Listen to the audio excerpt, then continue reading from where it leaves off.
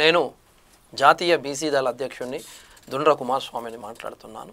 మీ ముందుకు రావడానికి ప్రధాన కొన్ని అంశాలతో మీ ముందుకు రావాల్సిన సందర్భం ఉంది.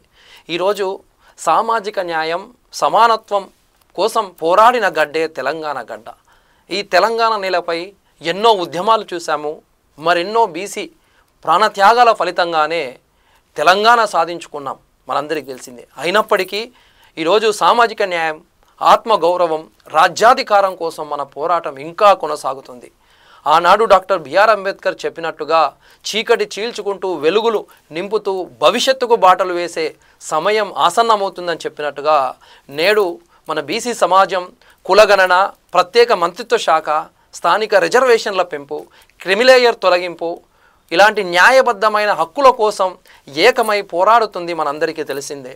అంతేకాకుండా తెలంగాణ రాష్ట్రంలో కొమురంభీం మరియు చాకలి ఐలమ్మ లాంటి గొప్ప సంఘ సంస్కర్తల ఆశయాలు మనలో చైతన్యాన్ని రగిలిస్తూ ఉన్నాయి. అంతేకాకుండా ఈరోజు డాక్టర్ అంబేద్కర్ గారి రాజ్యాంగం, జ్యోతిరావు పూలే గారి సామాజిక సంస్కరణలు మనకు ఆదర్శంగా నిలుస్తున్నాయి. ఈ యొక్క సంస్కర్తల ఆశయాలు మనలో ఉత్తేజం నింపుతూ సమానత్వం కోసం పోరాడే శక్తిని అందిస్తున్నాయి. అంబేద్కర్ గారు చెప్పినట్లు మన హక్కుల కోసం పోరాడకపోతే మన భవిష్యత్తు మన చేతిలో ఉండదు. ఈ మాటల్ని మనం ఆత్మగౌరవం కోసం, హక్కుల కోసం ఉద్యమించేలాగా ప్రేరేపిస్తున్నాయని తెలియజేస్తున్నాను. ఇప్పుడు ఒక్కసారి మనం చూసుకున్నట్లయితే స్వాతంత్రం సిద్ధించి ఆల్మోస్ట్ 7 దశాబ్దాలు గడిచినా కూడా బీసీలకు ఆర్థికంగా, సామాజికంగా, రాజకీయంగా, విద్యా ఉద్యోగ రంగాలలో సముచిత అవకాశాలు అందకపోవడం చాలా బాధాకరం. ఈ న్యాయాన్ని ఎదురించడానికి మన ఉద్యమించవలసిన అవసరం ఎంతైనా ఉందని ఈ సందర్భంగా కేంద్ర ప్రభుత్వాన్ని నేను సూటిగా డిమాండ్ చేస్తున్నాను. జనాభా లెక్కల షెడ్యూల్ను ఎప్పుడు విడుదల చేస్తారని ప్రశ్నిస్తూ ఉన్నాను.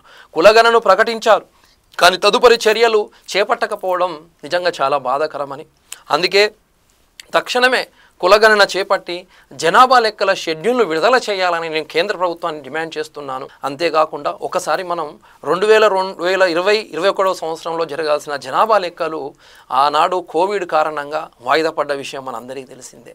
ఈ లెక్కలను ఎప్పటి వరకు పూర్తి చేస్తారో ఒక స్పష్టమైన షెడ్యూల్ని కేంద్ర ప్రభుత్వం వెంటనే ప్రకటించాలని డిమాండ్ చేస్తూ ఉన్నాను. ఎందుకంటున్నానంటే ఈ కులగణన ద్వారా సామాజిక ఆర్థిక సమానత్వం సాధించేందుకు అవసరమైన డేటా సేకరణ జరగాలి. ఇది వెనుకబడిన వర్గాల అభివృద్ధికి కీలకమని తెలియజేస్తూ ఉన్నాను. ఈరోజు కేంద్ర నిర్లక్ష్య ధోరణికి విడనాడి పారదర్శకంగా, వేగవంతంగా కొన్ని చర్యలు చేపట్టాలని, ఒకసారి మనం చరిత్రను గమనిస్తే ఎప్పుడో 1931 సంవత్సరంలో బ్రిటిష్ కాలంలో మొదటిసారిగా కులగణన జరిగిన విషయం మనందరికీ తెలిసిందే. అప్పట్లో లెక్కల్లో ఏమైందంటే బంగ్లాదేశ్, పాకిస్తాన్ ప్రాంతాలకు సంబంధించిన జనాభా కూడా ఈ లెక్కల్లో ఉంది. సో స్వాతంత్రం తర్వాత ఏ ప్రభుత్వము కులాల వారీగా లెక్కలు సేకరించలేదు. 1941 10 సంవత్సరాలకు ఒకసారి చేయాలి కాబట్టి 1941 నుంచి కులగణన ఆపేశారు. కనీసము ఈ జంతువుల లెక్కలు ప్రభుత్వం దగ్గర ఉన్నాయి, కానీ బీసీ కులాల లెక్కలు లేకపోవడం అనేది చాలా బాధాకరం. దానివల్ల విద్యా, ఉపాధి, రాజకీయ రంగాల్లో రిజర్వేషన్లు సక్రమంగా అమలు కాకలేకపోవడం వల్ల బీసీలు చాలా అణచివేతకు గురవుతున్నారు. మండల్ కమిషన్లో 3743 కులాలను బీసీ కులాలుగా గుర్తించి దేశ జనాభాలో 52% బీసీలు ఉన్నట్లుగా తేల్చింది. కానీ కేవలం 27% రిజర్వేషన్ మాత్రమే ఇచ్చారు. మరి ఎస్సీ ఎస్టీలకు ఈరోజు అసెంబ్లీలో కావచ్చు, పార్లమెంట్లో రిజర్వేషన్లు ఉన్నాయి, కానీ బీసీలకు మాత్రం ప్రత్యేక రిజర్వేషన్లు లేకపోవడం వల్ల వాళ్ళు చాలా అణచివేతకు గురవుతున్నారు, అన్యాయానికి గురవుతూ ఉన్నారు.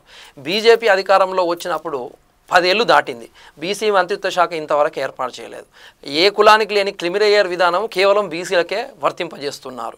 మరి దీని వెనుక అంతర్యం ఏమిటి అని ఒకసారి ప్రశ్నించాల్సిన సందర్భం వచ్చిందని, ఇప్పుడు బీసీలు అనగానే ఓటు బ్యాంకుగా వాడుకుంటున్న రాజకీయ పక్షాలను మనం దూరం పెట్టాల్సిన సందర్భం వచ్చింది తెలియజేస్తున్నాను.